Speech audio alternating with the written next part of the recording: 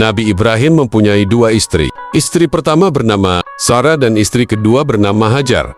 Sarah melahirkan seorang anak laki-laki yang dinamakan Ishak dan Hajar melahirkan anak laki-laki juga yang bernama Ismail. Sarah merasa kurang senang hidup bersama Hajar berkali-kali.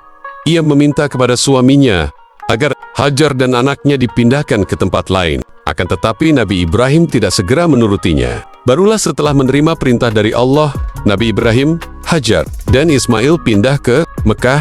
Ismail yang masih menyusu pada waktu itu terpaksa harus mengikuti kedua orang tuanya menempuh perjalanan yang begitu jauh dan melelahkan. Hajar dan Ismail ditempatkan di daerah padang pasir yang tandus, sunyi, dan terik matahari yang menyengat kulit. Tak ada seorang pun di sana kecuali mereka berdua. Setelah beberapa tahun, Nabi Ibrahim alaihissalam meninggalkan anak dan istrinya itu. Ia pun merasa rindu. Beberapa kali ia mengirim utusan untuk melihat keadaan anak dan istrinya itu. Dan ketika utusannya mengatakan bahwa anak dan istrinya dalam keadaan yang baik-baik saja, Nabi Ibrahim pun merasa lega. Ternyata kehidupan istri dan anaknya itu diberi sebab kecukupan oleh Allah Subhanahu wa Ta'ala. Hajar dan Ismail dianggap sebagai pemilik dan pemimpin di Mekah karena mereka berdualah yang pertama kali menetap dan bertempat tinggal di sana. Demikianlah, Nabi Ibrahim tidak dapat menahan kerinduannya. Ia pun berangkat ke Mekah dan bertemu dengan Hajar dan Ismail di Padang Arafah. Anak dan istrinya itu sedang menggembalakan hewan ternak yang cukup banyak.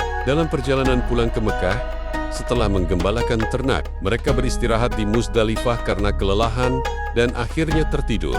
Dalam tidurnya yang sebentar itu, Nabi Ibrahim alaihissalam mendapat wahyu melalui mimpinya. Ia diperintahkan oleh Allah untuk menyembelih Ismail. Loh, anak kesayangannya itu harus dikorbankan sebagai bukti patuhnya Nabi Ibrahim terhadap Tuhannya. Seketika itu juga Nabi Ibrahim terkejut dan berdebar-debar. Tampak begitu beratnya ujian kali ini. Ia pun akhirnya menguatkan hati demi rasa cintanya yang lebih besar kepada Allah Subhanahu. Ia juga pada akhirnya memberitahukan mimpi itu kepada Ismail. Wahai anakku Ismail, dalam mimpi aku diperintahkan oleh Allah untuk menyerahkanmu sebagai kurban dan aku harus menyembelihmu. Bagaimana pendapatmu wahai anakku? Kata Nabi Ibrahim. Ismail pun menjawab, wahai ayah, sekiranya itu perintah Allah, maka laksanakanlah apa yang telah diperintahkannya kepadamu. Aku akan tetap sabar dan ikhlas menerima cobaan ini.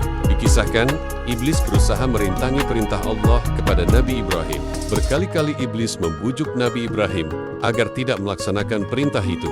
Namun, Nabi Ibrahim tetap melaksanakan perintah Allah dan godaan iblis yang begitu dahsyatnya tak akan mampu meruntuhkan ketaatan Nabi Ibrahim kepada Allah. Nabi Ibrahim membawa Ismail ke atas bukit. Di sana Ismail mengenakan kain penutup mata dan pedang tajam pun sudah dipersiapkan. Ketika pedang itu sudah berada di leher Ismail, tiba-tiba tubuh Ismail pun diganti dengan seekor kambing yang gemuk oleh malaikat Jibril. Dengan demikian, selamatlah Ismail dari penyembelihan. Allah Subhanahu wa Ta'ala berfirman kepada Nabi Ibrahim, hai Ibrahim, kau sudah melaksanakan perintahku dengan ikhlas. Sebagai gantinya, aku berikan binatang ternak untuk disembelih. Ini adalah cobaan besar bagimu. Peristiwa itu terjadi pada tanggal 10 Zulhijjah di Mina dan sampai sekarang dirayakan seluruh umat muslim sebagai hari raya Idul Adha.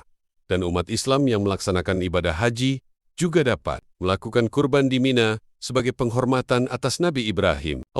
Demikian kisah Nabi Ibrahim alaihissalam. Semoga kisah ini dapat mempertebal iman kita kepada Allah Subhanahu wa Ta'ala. Amin ya Rabbal Alamin.